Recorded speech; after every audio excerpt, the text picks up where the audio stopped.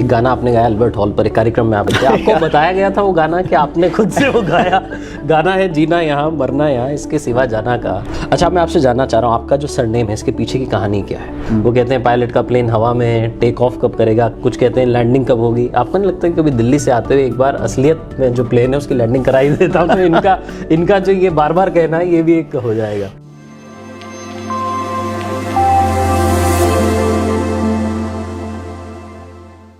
नमस्ते दोस्तों, my FM से मेरा नाम है आरजे कार्तिक। आज गपशप विद कार्तिक में जो मेहमान हैं उनका परिचय आपने अलग अलग तरीकों से अलग अलग शब्दों में सुना होगा। उन्होंने राजनीति का हर किरदार जिया है, मंत्री, विधायक, केंद्रीय मंत्री, पार्टी के प्रदेशाध्यक्ष। लेकिन आज मैं उनका परिचय आपसे करवाना चाहता हूं एक ऐसे नेता के तौर पर जो हर उस नियम को मानते हैं जो आम आदमी के लिए बनाया गया है। सीट बेल्ट लगाने से लेकर के मास्क पहनने तक पहली लहर, दूसरी लहर, तीसरी लहर आ गई लेकिन इनका मास्क नहीं उतरा है।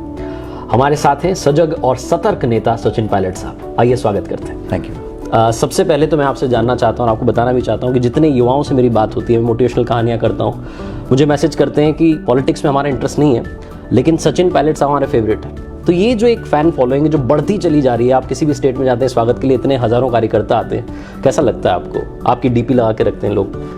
मुझे खुशी है कि जो यंग लोग हैं देश में उन लोगों को पॉलिटिक्स में रुचि होनी चाहिए।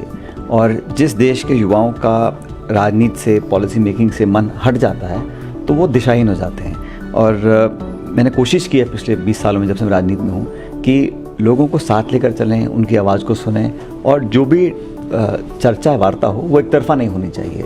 नौजवान लोगों को मैं समझता हूँ कि वो अपनी बात को सुनवाना चाहते हैं, बात को मनवाना चाह रहे हैं। तो मेरा ये मानना है कि युवा पीढ़ी जो है इस देश में, और मैं कोई युवा नहीं रहा हूँ, मैं 44 साल का हो गया हूँ, बट आई बिलीव कि जो यंग जनरेशन है उन लोगों को स्पेस मिले, प्लेटफॉर्म मिले, अपनी बात रखने का उनको मौका मिले।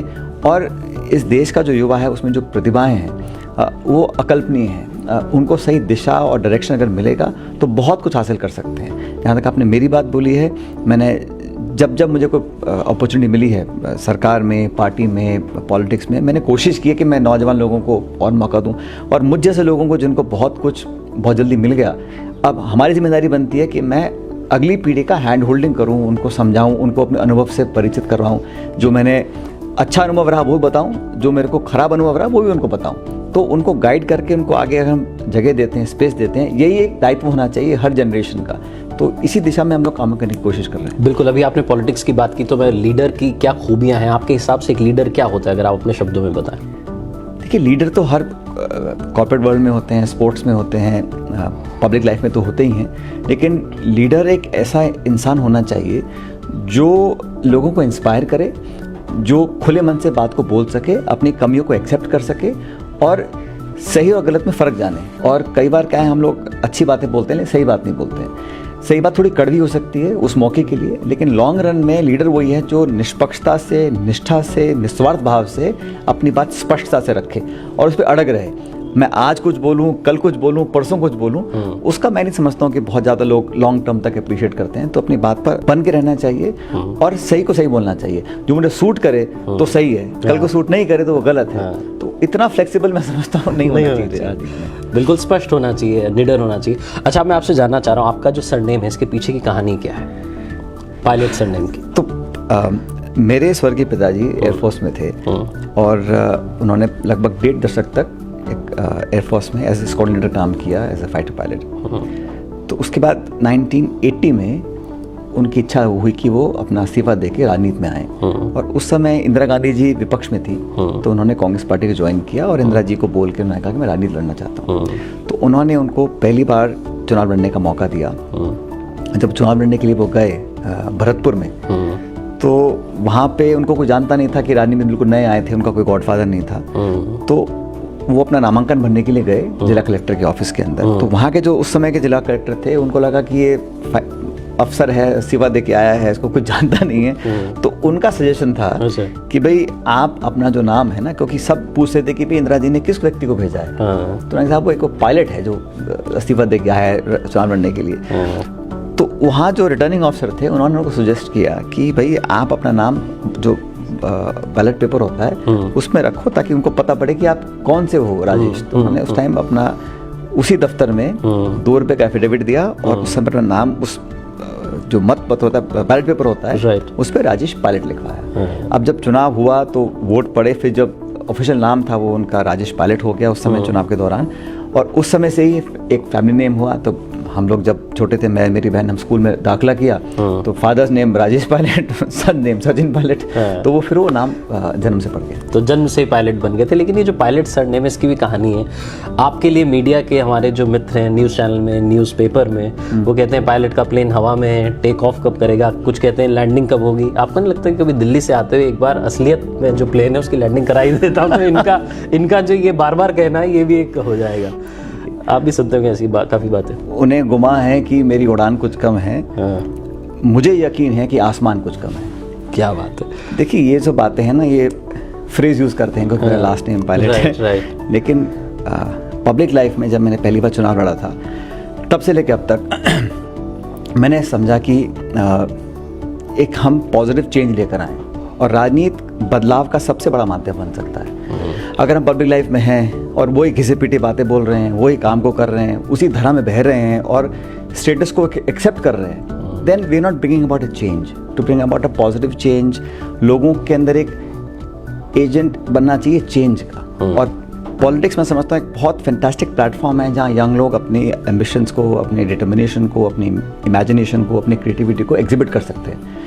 इसलिए जितना हो सका मैंने पिछले 20 साल में कोशिश की है कि एक नई डायरेक्शन दें, एक नई बात को रखें, और मुझे लगता है कि कुछ हद तक भगवान का आशीर्वाद रहा कि हमें कामयाबी भी मिली है। But I think a long way to go still. Right. अब मैं आपसे जानना चाह रहा हूँ, पॉलिटिक्स में आने से पहले आपने बीबीसी में भी थोड़े समय के लिए काम किया, कॉर्पोरेट में भी आपने काम किया, फिर जब आप पॉलिटिक्स में आए, कितना डिफिकल्ट रहा एडजस्ट होना, या आसान था? कि मतलब आपको कितना चेंज लगा इन दोनों दुनियाओं में? मेरे फादर कहा करते थे, कहते हम फौज में थे ना, तो उनके जो सीनियर ऑफिसर्स थे वो बोलते थे कि भाई राजेश, जो मन में है वो फट बोल देना चाहिए अपने जूनियर को, अपने सीनियर को। और राजनीति में कहते हैं उल्टा है, अच्छा, कि जो मन में है वो ज़बान पे कभी नहीं आना चाहिए। तो मैं उस बचपन की बातों को सुनता था, लेकिन क्योंकि मेरा जो बचपन गुजरा वो हमेशा एक पॉलिटिकल एनवायरनमेंट में रहा, घर में सुबह शाम बातें होती रहती थी, तो वो कल्चर डेवलप हो जाता है, बड़ा स्वाभाविक है। लेकिन को बहुत ज़्यादा चेंज मुझे लगा नहीं, क्योंकि मुझे लगता है कि देखो, अगर मुझे कुछ बनावटीपन रखना है या मुझे कुछ दिखावा करना है तो उसमें मेहनत लगती है। आपको प्रिटेंड करना पड़ता है कि दिन में 12 घंटे मुझे ऐसे रहना है, वैसे रहना है। अगर आप नेचुरल हैं, अच्छा बुरा जो है सबके सामने है, तो उसमें थोड़ी सरलता आ जाती है, एंड इट्स मच ईजियर। तो मुझे लगता है कि one has to be normal, honest and very open. Right. मैं आपके बारे में पढ़ रहा था, आपने बताया एक इंटरव्यू में कि आपने 4 साल पहले पार्टी के लिए काम किया, फिर 2004 में आई गेस आपने पहला चुनाव लड़ा लोकसभा के लिए, और आप सांसद बने 26 वर्ष की उम्र में। पहला चुनाव जब आप जीते भारी मतों के अंतर से, वो पहले चुनाव की यादें अगर आपको हैं, पहली स्पीच कहाँ दी थी आपने, क्या बोला था उस भाषण में, कितने नर्वस थे पहली स्पीच से पहले? तो कार्तिक, मेरा जो आपने कहा पहला भाषण, तो मेरी मदर चुनाव लड़ी थी पहली 1990 में। हिंडोली एक विधानसभा क्षेत्र है, बूंदी जिले में, राजस्थान में। तो मैं इस टाइम स्कूल में पढ़ता था। 90 में मेरी उम्र कितनी होगी, 13 साल का था। तो मैं अपनी मदर के साथ कैंपेन करने के लिए, उन दिनों में जिप्सी गाड़ी होती थी, उसमें बैठा था पीछे आराम से, और हम कैंपेन के लिए, सर्दी के दिन थे मुझे याद है, शी वाज कंटेस्टिंग, और सुबह सुबह 8 बजे कोहरा था गांव में, वो अपने भाषण देने के लिए गाड़ी में उतर के, मंच था पेड़ के नीचे, वहाँ जाके भाषण दे रहे थे। मैं गाड़ी में बैठा हुआ था, तो जो गांव का सरपंच था उसने देख लिया कि मैं बैठा हुआ हूँ, तो उसने अनाउंस किया मन से कि भाई वो, मेरी मदर का नाम रमा है, कि रमा पायलट जी के बेटे आए, उनको मैं कहता हूँ हम मंच पे आ जाएं। अब मैंने कहा, अब कह रहा चले जाता हूँ, इलेक्शन है, क्यों मूड खराब करूँ, तो मैं वहाँ चला गया। अब जैसे मंच पे बैठा तो उसने कहा कि अब ये 2 शब्द बोलेंगे, माइक पकड़ा दे मेरे हाथ। अब मैं 13 साल का, वेरी नर्वस, मैं खड़ा हुआ भाषण देंगे, वहाँ बैठे थे 4-5 लोग सामने। अब मैं समझने में क्या बोलूँ, पहले तो अपनी मदर को कैसे संबोधित करूँ, फिर क्या उनको बोलूँ। तो मैंने कुल मिला के कोई 1.5 या 2 मिनट का मैंने कुछ बात की हो कि भाई आप कांग्रेस को वोट दो, रमा पायलट जी को जिताओ, और ये वो 2 मिनट मुझे लगा कि एक अरसा बीत रहा है और ख़त्म ही नहीं होता। मेरे घुटने हिल रहे थे, हाथ में पसीने आ गए, इतना नर्वस हो गया था उस टाइम। तो पहला मैंने एक पब्लिक स्पीच मेरे ख्याल दी थी मेरी मदर के इलेक्शन के अंदर 1990 में। लेकिन मेरा पहला चुनाव 2004 में था, और वो मैं लड़ा था दौसा लोकसभा क्षेत्र से, और वहाँ पे लोगों ने बहुत आशीर्वाद दिया था। तो उसका तो मुझे वो चुनाव, वो अनुभव और वो जो भावनाएं थी उस पहले चुनाव की, मैं कभी नहीं भूल सकता हूँ। और वो शुरुआत थी मेरा पहला चुनाव, तो वहाँ के लोगों ने जो मेरे को जो जो नींव रखी थी ना वो काफ़ी मजबूत रखी थी। तो उसका उस प्रेरणा का, उसका आशीर्वाद, उसकी ताकत आज तक मेरे साथ है। बिल्कुल। 26 वर्ष की उम्र में आप जीत गए, फिर आप संसद पहुंचे। जो आप संसद में पहुंचे तो आपसे काफ़ी सीनियर वहाँ नेता होंगे, सबसे यंग आप ही दिख रहे होंगे। तो आपसे कभी किसी ने कुछ कहा, समझाया आपको, कोई गाइड किया किसी ने वहाँ पर? आज मैं 44 साल का हूँ, तो जो 20 साल का लड़का लड़की है वो सोचेंगे ये बूढ़ा अंकल, इसको क्या मालूम क्या नहीं मालूम है। और मैं किसी लड़के को मिलता हूँ जो कॉलेज में है, तो आई फील कि अभी बहुत कुछ सीखना बताना बाकी है लोगों को। But it is not true. मुझे लगता है कि हर जनरेशन में बदलाव आ रहा है। जो आज के लड़के लड़की हैं 20-25 साल के, उनका जो अनुभव है, एक्सपीरियंस, एक्सपोजर है, वो हम लोगों से बहुत ज़्यादा रहा जब मैं उस उम्र का था। लेकिन जब मैं पहले पार्लियामेंट में गया था, आई रिमेंबर उस टाइम जो सबसे एजेड मेंबर पार्लियामेंट थे वो आई थिंक 88 के थे, बीजेपी के साउथ इंडिया के कहीं थे, मुझे नाम याद नहीं आ रहा होगा। और मैं 26 का था। तो हमारा जो गैप था वो 68 साल का था बिटवीन मी एंड हिम, इतना हमारा एज डिफरेंस था। बट टू बी ऑनेस्ट, जब एमपी जब बनते हैं तो हम सब लोग किसी पृष्ठभूमि के हों, किसी उम्र के हों, किसी जाति बिरादरी के हों, पार्लियामेंट का मेंबर एक मेंबर पार्लियामेंट होता है। तो हाँ, सब लोगों ने बड़े गंभीरता से हमारी बातों को सुना और मुझे अच्छा लगा कि पार्लियामेंट में पहली बार जाने के बाद भी हम लोग कंट्रीब्यूट कर सके डिबेट्स में, पॉलिसी मेकिंग में। और एक बड़ा अच्छा इनरिचिंग एक्सपीरियंस रहा जब मैं पहली बार पार्लियामेंट में गया था। बिल्कुल। एक चीज़ मैं आपसे जानना चाह रहा हूँ, आप अपने भाषण की शुरुआत में भी और आखिरी में भी राम राम सा कहते हैं। आपके फादर साहब को भी विपक्ष के नेता भी राम राम सा कहते थे, उनकी भी उतनी इज्जत थी। आपकी भी, अगर आप विपक्षी दलों की बात करें तो उतनी रिस्पेक्ट आप करते हैं। हर दल में आपके लिए एक प्यार है, सम्मान है। कैसे आप इसको देखते हैं? दिन में भगवान का नाम जितनी बार लो उतना अच्छा है। हाँ, नहीं, उसके अलावा मैं लेकिन नहीं कि राजस्थान का एक ट्रेडिशन है और मेरे फादर ने इसको बहुत मन से बोलते थे। और मुझे लगता है कि एक अगर अच्छे शब्द मुंह से निकलते हैं तो अच्छी एनर्जी जाती है। और मुझे लगता है एक बड़ा स्वागत योग्य है अगर हम एक दूसरे को राम राम करके बात करते हैं। और दूसरे दलों में बात है। अच्छा, अब मैं आपसे जानना चाह रहा हूँ, आपके फादर साहब की पॉलिटिक्स, आपकी पॉलिटिक्स कितनी सिमिलर है, कितनी डिफरेंट है? देखिए, जो उन्होंने स्ट्रगल किया, जिस गरीबी को जूझ कर वो ऊपर निकले थे और जिस तरह की चुनौतियों का सामना उन्होंने किया था, उसके मुकाबले मैंने कुछ भी नहीं किया है हकीकत में। क्योंकि मुझे अच्छी पढ़ाई मिली, घर में सब कुछ था, साधन थे, अच्छा स्कूल कॉलेज में हम लोग गए, तो हमें स्ट्रगल नहीं करना पड़ा। लेकिन उस जनरेशन में और ख़ासकर मेरे फादर ने जिस तरह, एक बहुत जल्दी अनाथ हो गए थे, 3 बहनों की शादी करनी पड़ी थी और घर में पैसा नहीं था, कुछ भी नहीं था। तो उस समय स्ट्रगल कर कर, पढ़ाई कर कर एक अफसर बनना, फिर राजनीति में आना। और राजनीति में भी सिर्फ 19 साल काम किया मेरे फादर ने। लेकिन उन 19 सालों में उन्होंने बेबाकी से अपनी बात को रखा। और पद हो ना हो, लेकिन एक स्पेस उन्होंने बनाया। जब मैंने शुरुआत करी तो मेरे पिताजी दुनिया में नहीं थे। उनके स्वर्गवास होने के 4 साल के बाद मैंने चुनाव लड़ा था। तो जो मैंने निर्णय लिया, बड़ा सोच समझ के मुझे लगा कि मैं जो मेरी अब तक की एक्सपीरियंसेस हैं उसको मैं बेस्ट कहाँ इस्तेमाल कर सकता हूँ। और मैंने चूज़ करके पब्लिक लाइफ को चूज़ किया। तो उनका जो एक्सपीरियंस था, उन्होंने जो बुरा समय देखा था, उससे बहुत कुछ वो तब गए थे। और मुझे लगता है वो उनका उनकी एक ताकत थी। और उन्होंने अपने जीवन में, जो मुझे भी उन्होंने सिखाया कि भाई आप कहीं किसी पद पर पहुँच जाओ, अगर आप अपनी जड़ों को भूल जाओगे तो वो पेड़ जिसकी जड़ कमजोर है ना, वो बहुत ऊंचा नहीं जाता है। तो one has to be grounded in reality. और एक आत्मीयता का भाव होना चाहिए। अगर आप बहुत बड़े पद पे पहुंच गए हैं, बहुत आपको शौर्य मिल गया, नाम हो गया, आप अपनों को भूल जाओ, छोटे लोगों से बात करना भूल जाओ। और वो हमेशा कहते थे मेरे फादर कि भाई आपसे को मिलने आए, अगर उसने फटा बनियान पहन रखा है या सिल्क का कुर्ता पहन रखा है, उसको बराबर मान सम्मान मिलना चाहिए। अच्छा, आपसे अगर कोई प्यार से बात करता है या इज्जत देता है तो जेब से कुछ खर्च तो होता नहीं है, जबान घिसती नहीं है। इसलिए आत्मीयता, विनम्रता और एक सरलता से जो बिहेव करते हैं, उन लोगों को पॉलिटिक्स में लोग ज़्यादा पसंद करते हैं। ये मेरा अनुभव है। इसीलिए आपके बंगले के बाहर जमघट लगा रहता है। अब मैं आपसे सर एक चीज़ जानना चाहता हूँ, आपके फादर साहब उनकी राजनीति की जो बातें हैं, किस्से हैं, वो तो लोगों को मालूम है। लेकिन जब वो फाइटर पायलट थे, वो जो कुछ किस्से हैं, अगर आपको एक कहानी शेयर करना चाहें, किस्सा शेयर करना चाहें, इंडो पाक वॉर में भी उनकी बहुत अहम भूमिका थी। 71 का जो युद्ध हुआ था, जब बांग्लादेश का निर्माण हुआ था, उस समय मेरे फादर पोस्टेड थे ईस्टर्न सेक्टर में, असम के अंदर। तो वहाँ पे उन्होंने लगभग 6-7 साल उन्होंने पोस्टिंग उनकी रही थी। और वो जज्बा बताते थे अपनी चर्चाओं के अंदर कि वहाँ पे जो ऑफिसर्स थे, जब वॉर डिक्लेयर हुआ तो आपस में झगड़ा करते थे कि पहले कौन जाएगा, मतलब फर्स्ट सॉर्टी कौन करेगा, बॉम्बिंग कौन करेगा, फ्रंट लाइन पे कौन जाएगा। तो ये जो फौज का जज्बा है, ये जो राष्ट्रवाद, नेशनलिज्म है, ये कहीं से उधार नहीं आता है। ये पेट से निकलता है, आत्मा से निकलता है। तो उस और आज भी ऐसा है, हमारे जो वर्दी हमारे फौजी पहनते हैं वो सिर्फ अपने घर वालों के लिए, अपनी बिरादरी के लिए या अपने प्रांत की रक्षा नहीं कर रहे हैं ना, पूरे देश की करते हैं। तो वो सेंटिमेंट और जो भावना थी उस समय विजय प्राप्त करने की और सब कुछ कुर्बान करने की, वो अक्सर चर्चा में आती थी जब मुझे बताते थे। तो 71 का वॉर जो था बड़ा अजीब तरह का वॉर था, क्योंकि उस समय इंदिरा गांधी जी प्रधानमंत्री थी और उन्होंने जब युद्ध की घोषणा करी तो अमेरिका ने कहा था कि हम अपना 7वां बेड़ा भेजेंगे बे ऑफ बंगाल में, बंगाल की खाड़ी में। और उस समय भारत को बहुत ज़्यादा आर्थिक रूप से मजबूत नहीं था, हमारी सेना भी ताकतवर नहीं थी।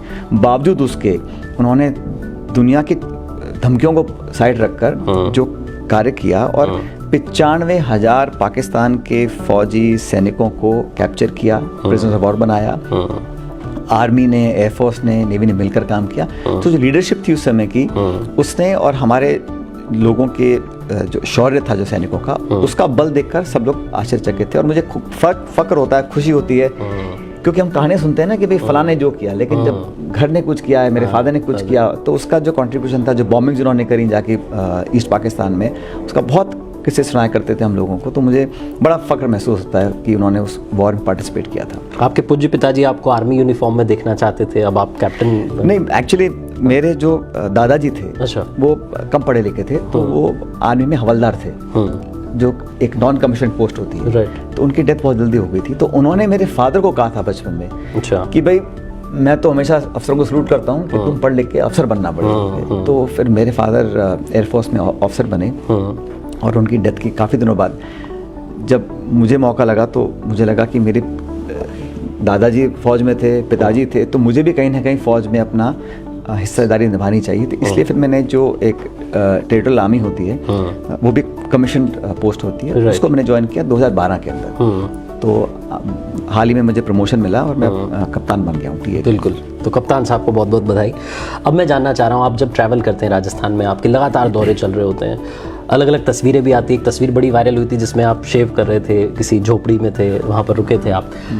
जब आप ट्रैवल कर रहे होते हैं, कैसा राजस्थान आपने देखा है, और क्या कभी ऐसा लगता है कि बहुत ज़्यादा ट्रैवल हो गया, ऐसा कुछ होता है कभी? देखिए, ट्रैवल तो जो लोग पॉलिटिक्स में हैं उनको करते रहना चाहिए, क्योंकि जिस समस्या के बारे में मुझे जानकारी नहीं है, फर्स्ट हैंड इन्फॉर्मेशन नहीं है, पूरी समझ मुझे नहीं है या मुझे लोगों को नहीं है, तो उस समस्या का समाधान नहीं कर सकते। घर में बैठकर या सिर्फ सोशल मीडिया के माध्यम से देश की दिक्कतों का समाधान हो सके, पॉसिबल नहीं है। तो अपने आप को लोगों की ज़िंदगी से वाकिफ़ रखना, धरातल पर क्या वास्तविकताएं हैं उससे अपने आप को परिचित कराना, और ये एक लगातार होते रहना चाहिए। और संवाद और चर्चा होनी, अगर मैं मेरे लोगों से, हम लोगों का कनेक्शन नहीं है, संवाद नहीं है, और जो बॉन्ड बनता है ना, वो मोबाइल फ़ोन से नहीं बन सकता है। वो लोगों के दुख सुख में आप शामिल रहोगे। मैं तो कई बार होता है किसी की शादी में नहीं जा पाता हूँ, तो दुख में, मौत में हमेशा जाता हूँ दुख बांटने के लिए। तो एक लगातार कंटिन्यूस लोगों से, वर्कर से, मतदाताओं से एक संपर्क बने रहना चाहिए, और वो एक पॉलिटिशियंस के लिए एक बहुत बड़ी, एक मैं समझता हूँ, रिक्वायरमेंट है। कुछ लोग अपने आप को दूर कर लेते हैं, उसका नुकसान होता है। तो मुझे तो बड़ी खुशी होती है जब मैं लोगों से मिलता हूँ, आशीर्वाद मिलता है, कभी कुछ आलोचना भी करते हैं, उसको भी स्वीकार करता हूँ। तो लगातार मिलते रहना, ट्रैवल करना, और राजस्थान में मुझे बहुत मौका मिला। बहुत बड़ा प्रदेश है, जैसा आप जानते हो, राजस्थान हिंदुस्तान का सबसे बड़ा सूबा है जियोग्राफिकली। तो इतने बड़े राजस्थान के अंदर बहुत कुछ मैंने ट्रैवल किया, लाखों किलोमीटर। तो बहुत कुछ देखा, सीखा, समझा, अनुभव किया। बड़ा अच्छा एक्सपीरियंस रहा, और मैं उम्मीद करता हूं कि आने वाले टाइम में मैं और इसको ज़्यादा कर सकता हूं। बिल्कुल, आपने सुख दुख की बात की। अभी इस वक्त हम पैंडेमिक का सामना कर रहे हैं। क्या आपको नहीं लगता कि नेताओं की रिस्पॉन्सिबिलिटीज़ पैंडेमिक में बहुत ज़्यादा बढ़ गई? लेकिन हम कुछ नेताओं को देखते हैं जो मास्क नहीं लगाए होते हैं, जो लगातार कई बार तो ऐसे बयान भी देते हैं कोरोना कुछ नहीं होता है। आपको क्या लगता है, अगर हम पैंडेमिक की बात करें, नेताओं की जिम्मेदारी कितनी बढ़ गई? मैंने शुरू में कहा आपको, नेता वही है, लीडर वही है जो सही बात कह सके। अगर मुझे सूट करता है तो मैं कहता हूँ कोरोना नहीं है, और सूट नहीं करता कहता हूँ मेरे कोरोना हो गया। ऐसा नहीं हो सकता। देखिए, you have to be scientific. और अगर हम एक्सपेक्ट करते हैं नागरिकों से कि आप कर्फ्यू का पालना करिए, गाइडलाइंस की पालना करिए, लॉकडाउन की पालना करिए, मास्क पहनिए, हाइजीन रहिए, अगर हम खुद ही नहीं कर रहे हैं तो किस मुंह से आप एक्सपेक्ट करते हैं कि लोग उसको फॉलो करेंगे? तो leader must lead by example. इसलिए जो भी नेता या जो भी पब्लिक लाइफ में है, जो भी पर्सनैलिटीज़ हैं, सेलिब्रिटीज़ हैं, उनको तो लोग लुक अप टू करते हैं ना, उनको देखते हैं कि वे क्या कर रहे हैं। तो we must lead by example. And हम लोग जो बोलते हैं ना, लोग उससे ज़्यादा देखते हैं हम करते क्या हैं। राइट। तो बोलना बड़ा आसान है, लेकिन करना थोड़ा मुश्किल होता है। तो we must do things that we expect others to do. इसलिए इस पेंडेमिक के माहौल में तो सुरक्षित रहना, सेफ रहना, हाइजीनिक रहना, ये सब हम लोगों को कहना है और करना है, तभी जाके हम लोग इस चुनौती का सामना कर पाएंगे। आखिरी 2 सवाल हैं, शायद इन सवालों में वो जवाब मिले जो जनता जानना चाह रही है। एक सवाल है, कुछ लोग कहते हैं कि सचिन पायलट साहब में सब्र नहीं है, और कुछ लोग कहते हैं कि सचिन पायलट साहब का सबसे बड़ा हथियार है उनका सब्र, पेशेंस जो है। आप क्या कहते हैं? मैं कहता हूँ दोनों बात सही है। अच्छा जी, एक आखिरी देखो सवाल सब्र की बात जहाँ तक है ना, देखो थोड़ा आदमी को, इंसान को इम्पेशेंस, एम्बिशन, कुछ करने की चाह, कुछ करने की टीस और लालसा होनी चाहिए। अगर आपका पेट भरा है, संतुष्ट हो, घर बैठे हो, तो आप फिर इतना एफर्ट, एनर्जी नहीं दे पाएंगे अपने मिशन में जो आपका मिशन है। राइट। और मैं हमेशा कहता हूँ लाइफ में, मुझे तो खैर बहुत कुछ भगवान ने दिया है, लेकिन औरों के लिए भी कहना चाहता हूँ कि एवरीथिंग हैपेंस विद टाइम। और किस्मत में जो लिखा है उसे कोई छीन नहीं सकता, और जो नहीं लिखा उसे कोई दे नहीं सकता।